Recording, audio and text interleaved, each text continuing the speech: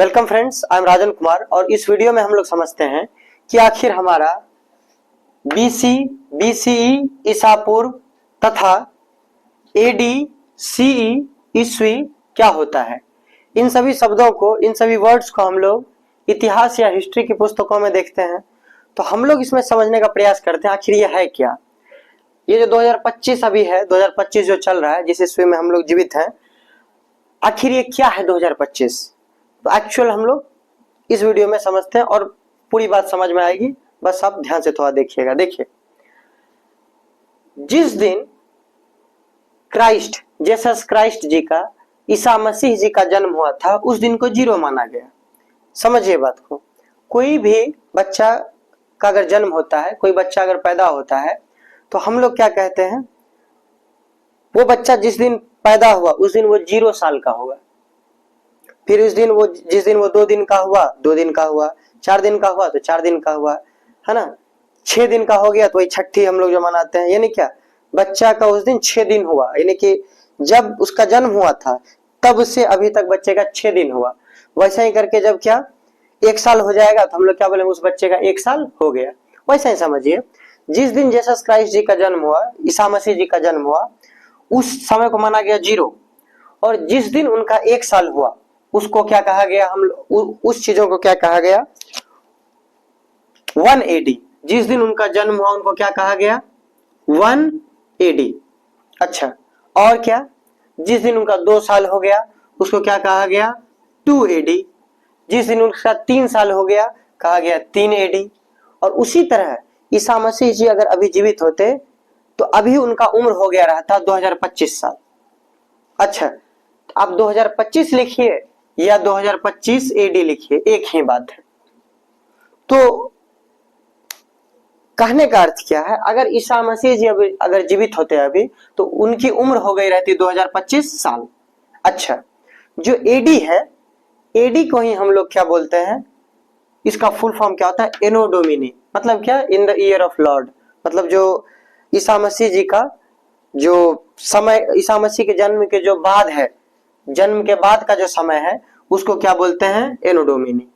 अच्छा, इसी जो ये जो हमारा एडी है, एनो डोमिनी, इसी का एक दूसरा नाम है सी, कॉमन एरा। इसी चीज को हम लोग क्या बोलते हैं, कॉमन एरा बोलते हैं, सी। यही सी का फुल फॉर्म क्या हो जाता है अपना, common era.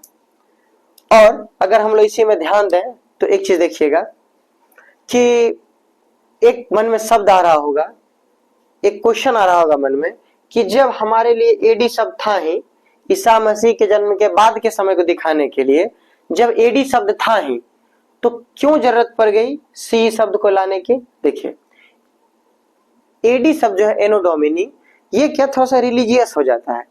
Religious in the sense कि क्या, ये ईसा मसीह को बहुत ज्यादा क्या, मतलब कहिए कि उनको सेंटर में रख के ये शब्द कहा जाता है ना, AD, anno domini, in the year of lord. तो रिलीजियस कोई चीज ना रहे, है ना, एक क्या बोले, सेकुलर शब्द एक बनाया गया जिसमें कोई धर्म का बहुत अधिक वो नहीं है ना। किसी भगवान को बहुत प्रेज नहीं किया गया है, किसी मैसेंजर ऑफ गॉड को बहुत ज्यादा मतलब सेंटर में नहीं रखा गया है। तो एनो डोमिनी चूंकि क्या, एक ईसा मसीह जी के आसपास ये शब्द घूम मतलब चलता था, इसलिए कुछ लोगों को लगा कि आपत्ति हुई होगी, तो उसने क्या, एनो डोमिनी के बदले क्या, आजकल जो नया मॉडर्न एरा में जो शब्द चल रहा है, सी चल रहा है, कॉमन एरा। हालांकि एक ही बात है, ईसा मसीह के जन्म का जो टाइम है इसको एडी बोलिए, है ना, एडी बोलिए, एनो डोमिनी बोलिए, सी बोलिए, कॉमन एरा बोलिए, एक ही बात है। चलिए, अच्छा, इसी को हिंदी में हम लोग क्या बोलते हैं, ईस्वी। ईस्वी का मतलब ये क्या हो गया, ईस्वी को संधि विच्छेद कीजिए, ईसा प्लस वी। ईसा, इसमें बहेगा ईसा मसीह जी। ईसा मसीह जी का जो, ईसा मसीह के जन्म के बाद का जो है, ईसा मसीह जी का समय जो चल रहा है ना, यानी इन द ईयर ऑफ जो लॉर्ड, तो वो क्या हो गया अपना, ईस्वी हो गया। ठीक, अब देखिए, अब एक आता है शब्द बीसी मेरा, बिफोर क्राइस्ट। समझिए, ईसा मसीह का जिस दिन जन्म हुआ उस दिन तो 0 हुआ। हाँ, ऐसा तो नहीं है कि ईसा मसीह के जन्म से पहले दुनिया नहीं था, ईसा मसीह जी के जन्म से पहले भी दुनिया थी। तो ईसा मसीह के जन्म से जो 1 साल पहले का समय था, ईसा मसीह का जिस दिन जन्म हुआ उनसे 1 साल अगर हम लोग पहले चले गए तो ये क्या हो जाएगा मेरा, 1 BC। मतलब क्या, ईसा मसीह के जन्म से 1 साल अगर पहले हम लोग चले जाएं तो ये चीज क्या हो जाएगा, 1 AC, sorry 1 BC। Isa Masih के जन्म से अगर हम लोग 1 साल पहले चले आए तो क्या हो गया, 1 BC, 1 बिफोर क्राइस्ट। फिर से समझिए, ऐसा तो है नहीं जिस दिन ईसा मसीह जी का जन्म हुआ उससे पहले दुनिया नहीं थी, दुनिया थी। तो ईसा मसीह के जन्म से 1 साल पहले को हम क्या बोलेंगे आखिर, तो 1 BC, यानी क्या, 1 बिफोर क्राइस्ट। अच्छा, ईसा मसीह के जन्म से 2 साल पहले क्या बोलेंगे हम लोग, 2 साल पहले के साल को क्या बोलेंगे, 2 BC।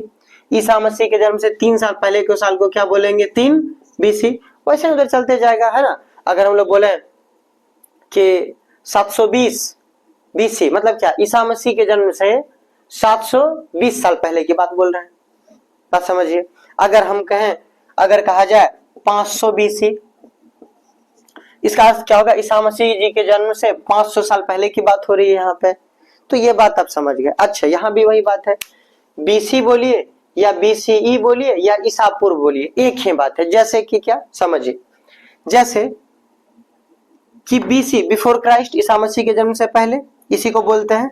C मीन्स क्या, BCE मीन्स क्या, बिफोर कॉमन एरा। जैसे BC जो शब्द है ईसा मसीह जी के आसपास घूम रहा है, बिफोर क्राइस्ट, फुल फॉर्म इसका देखिए, बिफोर क्राइस्ट, ईसा मसीह जन्म से पहले। तो ये फिर नया एक शब्द बना गया जो कि क्या, सेकुलर शब्द है, कोई रिलीजियन से कोई बहुत, मतलब रिलीजन को सेंटर में नहीं रखा गया, किसी गॉड को या मैसेंजर ऑफ गॉड को। इनको क्या है, इस शब्द को जो हम लोग रखे हुए हैं एक सेकुलर शब्द रखा गया। BCE का अर्थ क्या हो गया, before common era.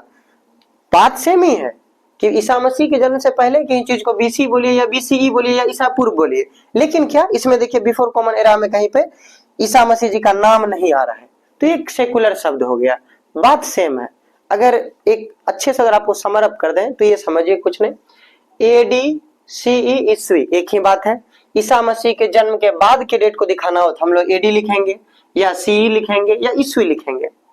Isa Masih जी के जन्म से पहले की चीजों को दिखाना तो हम लोग BC लिखेंगे या BCE लिखेंगे या ईसा पूर्व लिखेंगे। वही AD का फुल फॉर्म अपना एनो डोमिनी हो गया, C का फुल फॉर्म कॉमन एरा हो गया।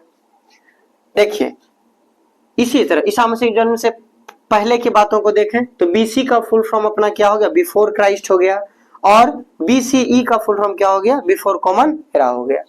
तो उम्मीद है हम आपको ठीक से समझा पाए होंगे। Thanks for watching.